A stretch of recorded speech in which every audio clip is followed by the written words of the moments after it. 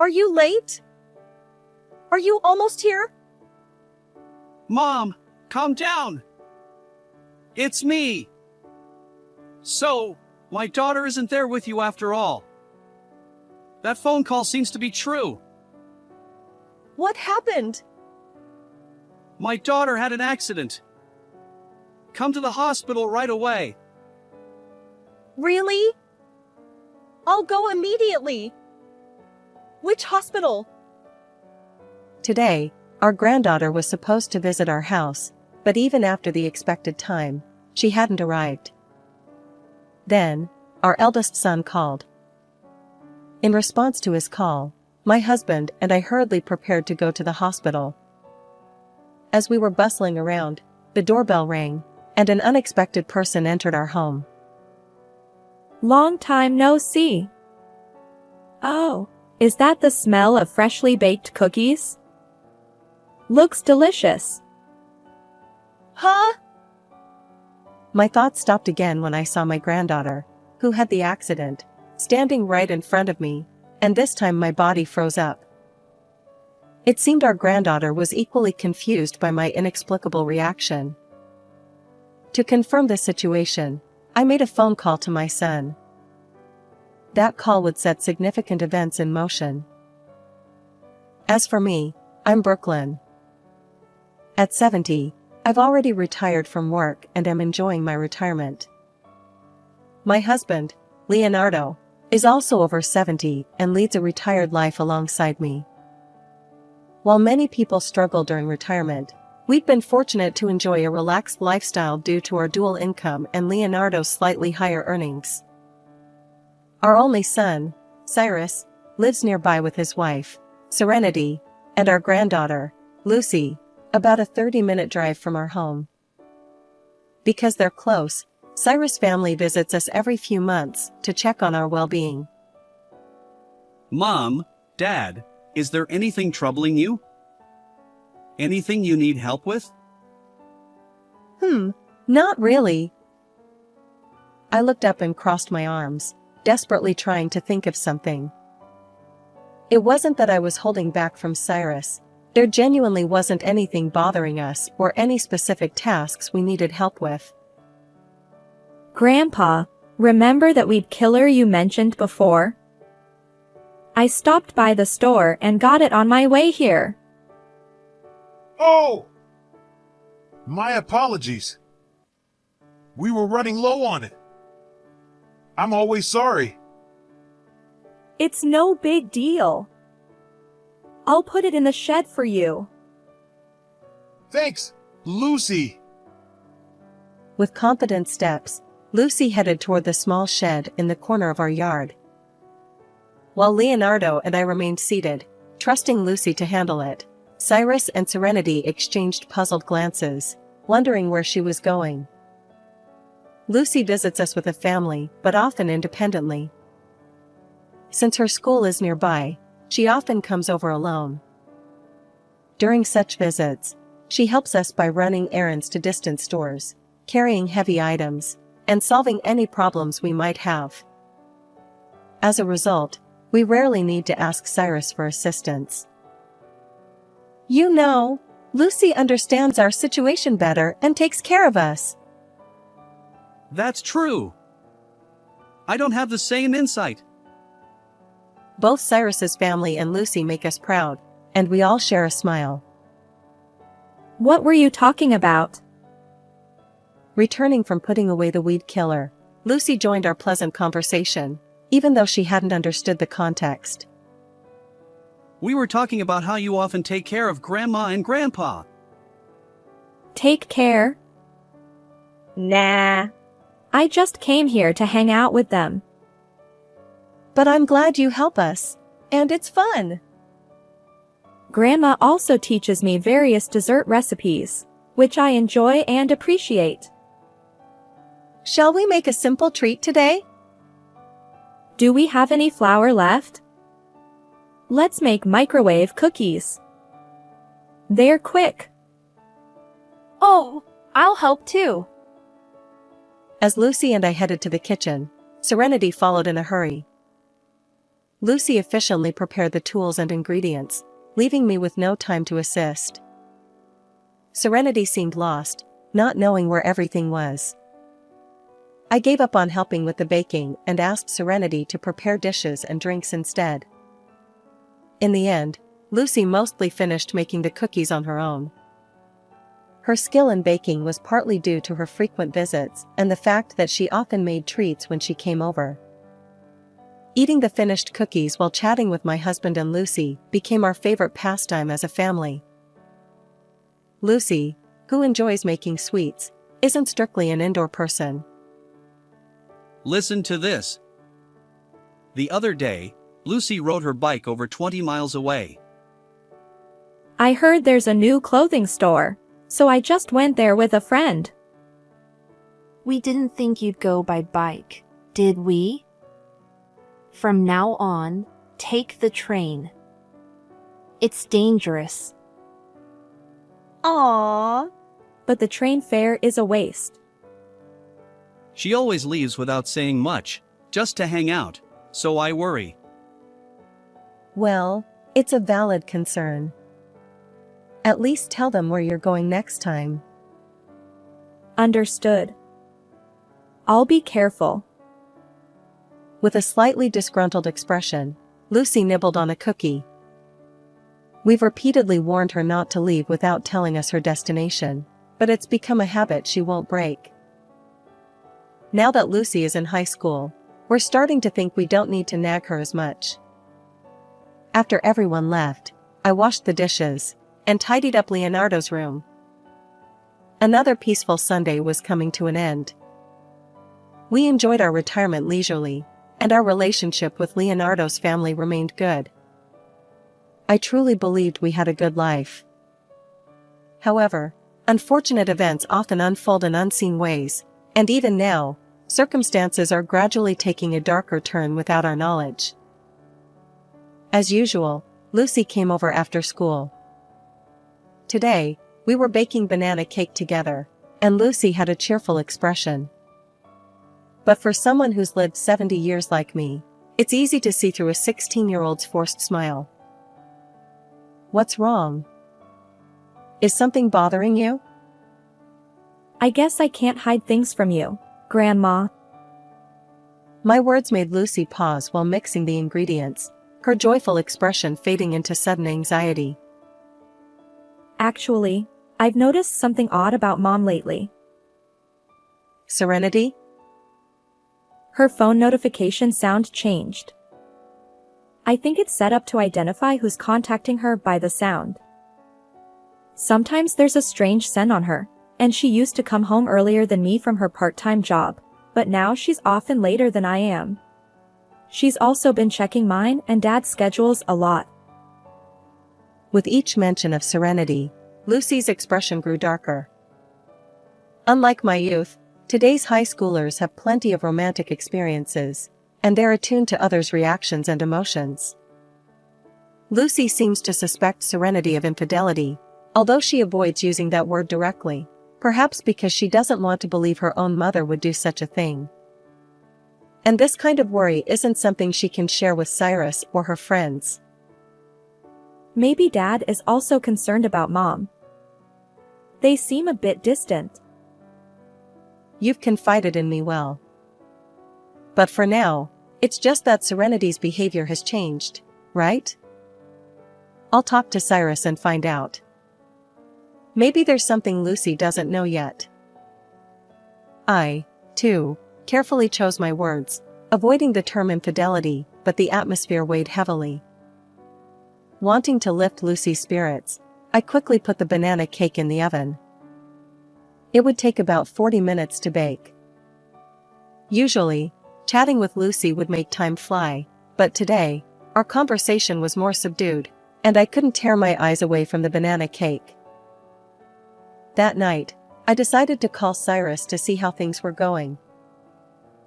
Hey, have you noticed anything about your relationship with Serenity? Lucy's been feeling anxious. You caught on, huh? Lately, she's been staying in her room a lot and talking less. Is Serenity really having an affair?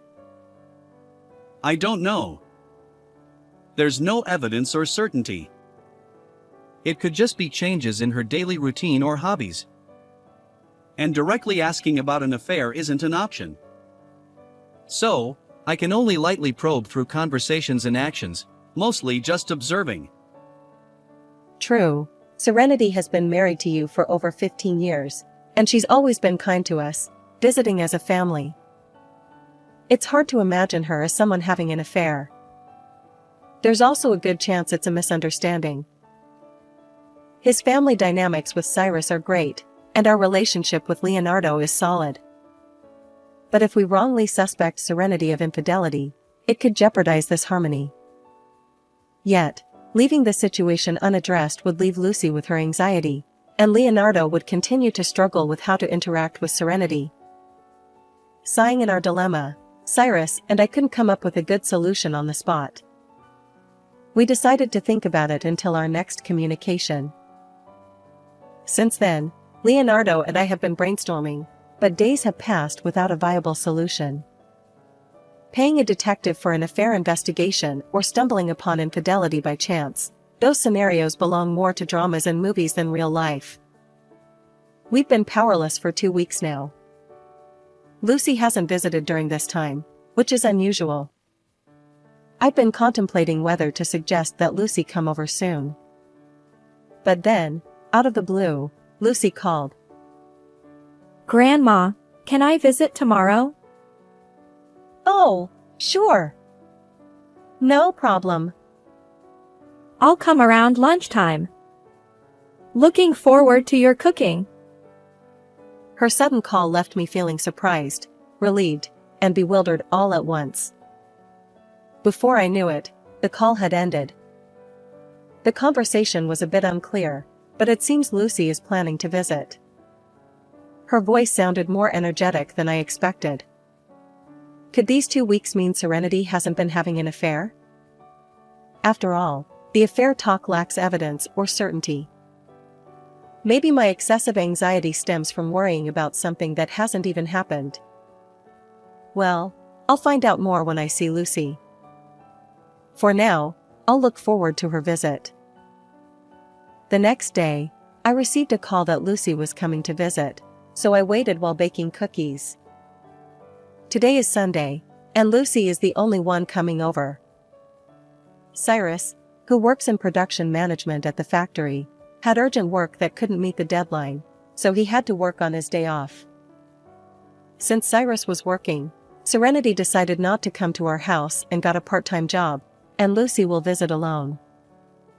I try not to worry too much, but since I haven't fully eased Lucy's anxiety, my mood remains somewhat heavy, and even the cookie dough feels weighty. Lost in thought, I forget about the time. Glancing at the clock, I realize it's almost noon, past the time Lucy said she'd arrive. Anxious expressions of Lucy's face flash through my mind, and an inexplicable worry overwhelms me. Fidgeting, I watch the cookies baking in the oven, trying to distract myself. After about 10 minutes, just as the oven timer sounds, the phone rings.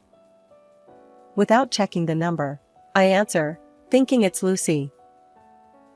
Lucy, are you late? Are you almost here? But it's Cyrus on the other end. Mom, calm down. It's me.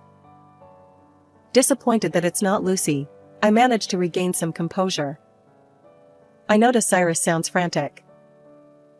So, Lucy didn't make it there after all.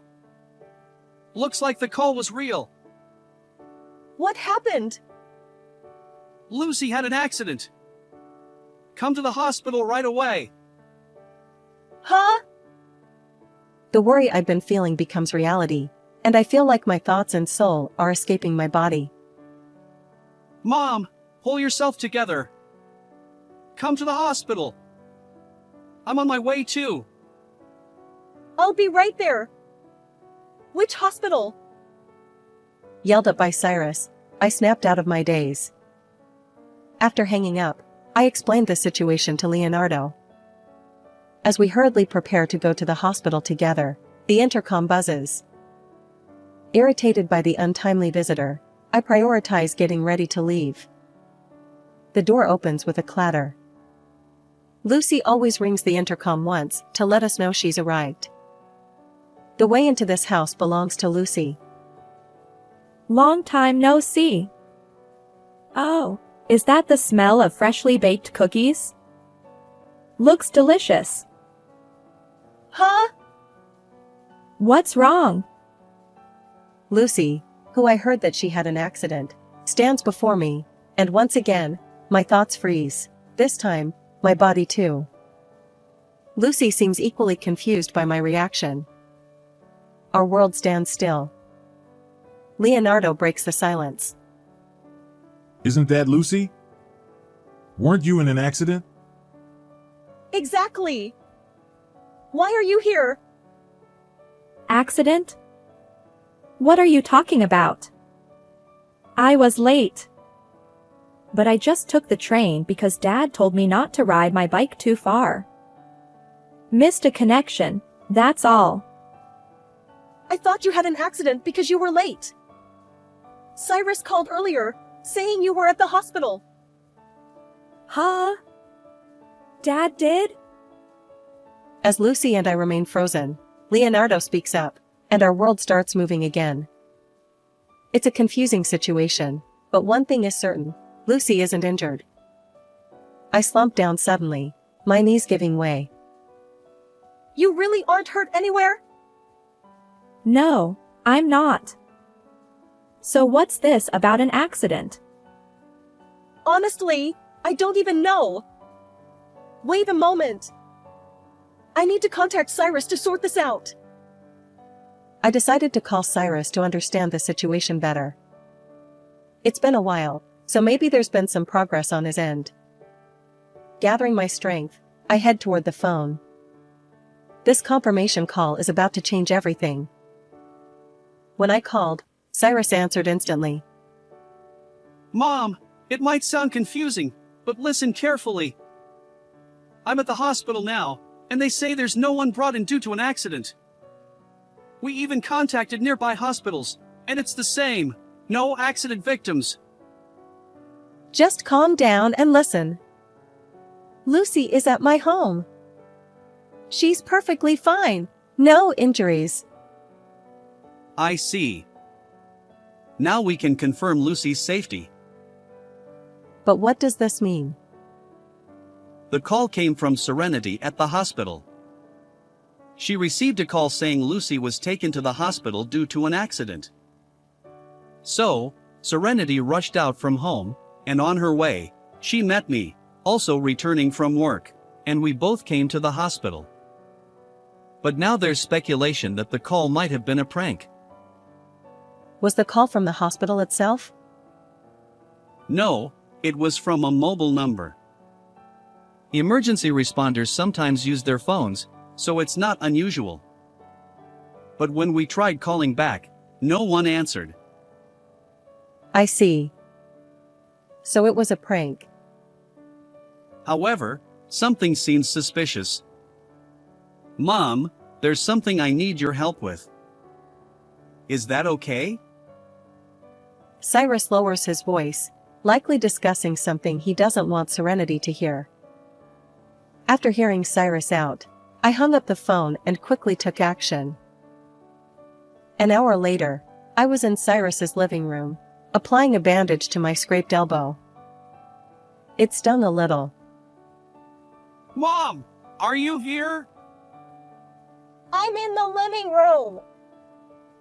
It seemed Cyrus had returned. We conversed loudly from separate corners of the entryway and living room. As he realized I was in the living room, their footsteps approached. Mom, are you okay? Did you get hurt? I'm fine. Just a minor scrape. Cyrus guided Serenity into the living room, holding her arm to prevent her from escaping. Looks like my hunch was right. Serenity, please sit down here. Let's talk. I tapped the sofa in the living room, urging Serenity to take a seat. Once she settled, Cyrus and I sat across from her. Serenity seemed desperate, perhaps concocting excuses. She stared at the empty table in front of her. Since silence wouldn't lead us anywhere, I decided to review today's events in chronological order. You were supposed to work today, Serenity, while Cyrus had to go in for overtime. Did you go to your part-time job? No, I didn't. I lied about having work today. After Cyrus left for work, Lucy went out to play, right? So, what were you doing when you didn't have work? I went shopping alone. You're lying. I maintained a low, stern tone, exerting pressure on Serenity. She seemed intimidated by my voice and gaze, shrinking slightly. Until now, there had been no evidence or certainty about her affair. Even now, there was no concrete proof. But I had conviction, so I decided to keep pressing until she confessed. Serenity, weren't you home alone with your lover? That's absurd. Serenity, who had been looking down, raised her head and firmly denied my words. We could easily verify whether she'd gone to her part-time job, but investigating her affair partner wasn't straightforward. Serenity quickly assessed what she should admit and what she shouldn't. It required sharp thinking to navigate this situation. If we let our guard down, she could easily slip away, so I had to be cautious about the flow of conversation and my choice of words. And today, Lucy went out to play, right? But Cyrus finished work earlier than expected. Yeah, there was a miscommunication between sales and a client. So, my work ended sooner than planned. I was supposed to be home by evening, but I finished around noon. I messaged Serenity to ask if she needed anything on my way home, but she didn't reply, so I came straight back. Serenity probably noticed your message when you were already close to home, right? She panicked, rushed out to find you, and concocted the accident story to avoid running into her lover at home. At the hospital, Serenity acted strangely. Despite Lucy's supposed accident, she didn't seem worried. And when the call might have been a prank, she suggested we go out together instead of returning home. Exactly. If she kept you away from home, her lover could stay there, covering up any evidence before leaving. Stop making baseless accusations. It's all speculation, isn't it? She spoke clearly, denying everything we said. She knew what to deny to escape our accusations. But Cyrus and I were convinced of her affair. We continued stringing our words together. By the way, Serenity, do you know where Lucy went today? No. I just heard she was going out to play, as usual. Oh, wait. Serenity finally realized something. She'd been so focused on evading our affair accusations that she missed what was happening right in front of her. It was like missing the obvious. Before Cyrus and I returned, I had been inside Cyrus's house. In other words, I had a key to his house. Serenity noticed this and realized that Lucy had visited my house today. Lucy hadn't come over in the past 2 weeks, so Serenity hadn't considered her going to my place. Lucy's visit led me to call Cyrus for confirmation instead of heading to the hospital. My destination became Cyrus's house, not the hospital. After the call with Cyrus, I borrowed Lucy's key, entrusted her to Leonardo, and hailed a taxi to Cyrus's house. In the end, I didn't need Lucy's key, but without it, I might not have gone to Cyrus's house. Everything seemed to work against Serenity. It's either bad luck or perhaps the universe is punishing me, you might say. Serenity glances at the bandage on my arm. Given that I was already at Cyrus's house and injured, she seems to have realized something. It's probably time to discuss the matter we're both convinced of, her affair. Ultimately, the house key was open, so I didn't use it. I was surprised. When I entered, there was a strange man who suddenly pushed me and left. That's how I got this scrape on my arm. It takes about 30 minutes by car from my house to Cyrus's. However, by urging the taxi driver to hurry, we arrived in about 20 minutes using a shortcut. Truly professional. But arriving too early led to an unexpected encounter with Serenity's affair partner, who was in the midst of covering up evidence. So, the person who pushed me was your lover, right? I don't know anyone like that. Once again, Serenity firmly denied any connection to the affair. She seemed to believe that denying everything, even the affair, would be her best strategy. Honestly, without concrete evidence like hotel photos or recorded conversations proving the affair, our options were limited. But the moment Serenity's lover and I crossed paths, her defeat was sealed. I see. So the person Mom met was a burglar. Exactly. Serenity, this is serious. Someone broke into the house. Call the police. You should be the one to do it. Huh? The police? Of course. There was a break-in. But first, let's check inside the house for missing items. If nothing was stolen, you won't report it? Even though someone invaded your home? Quite forgiving. Or are you protecting the criminal? No, it's not like that. Then call right now. Serenity took out her smartphone from her bag but couldn't make the call, staring at the screen. Cyrus and I knew she wouldn't be able to call the police, so we watched silently. The living room grew eerily quiet. After a minute of listening to the ticking clock, Serenity still couldn't make the call. Understandable. Reporting her lover as a burglar would lead to his arrest. If he turned out not to be a burglar after all, and Serenity knew that, she might face charges for making a false report. On the other hand, if she told the truth, it would reveal the affair. Reporting now would complicate matters further. I don't know the full situation, but it seems you can't make the call. I'll report it for you. Well, let's first check inside the house for missing items. If nothing's stolen, maybe we don't need to report it? Dealing with the police seems like a hassle. Serenity, you're free not to report theft, but I'll report it as an assault case since I'm injured. We'll have to mention the break-in to the police. I don't know the details, but it might be considered robbery with injury. I can make the call instead. If someone broke in, we can't just ignore it because nothing was stolen. Our decision to report made Serenity's face turn paler. If you admit to the affair, Serenity, I won't report it. Now choose.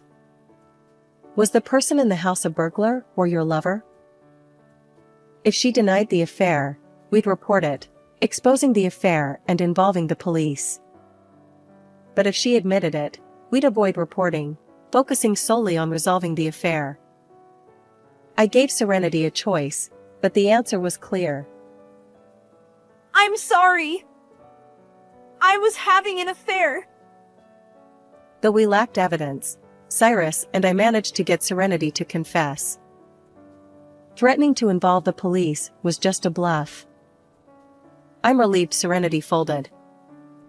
With her admission, she returned to staring at the empty table, silent once more. Afterward, Cyrus promptly filed for divorce.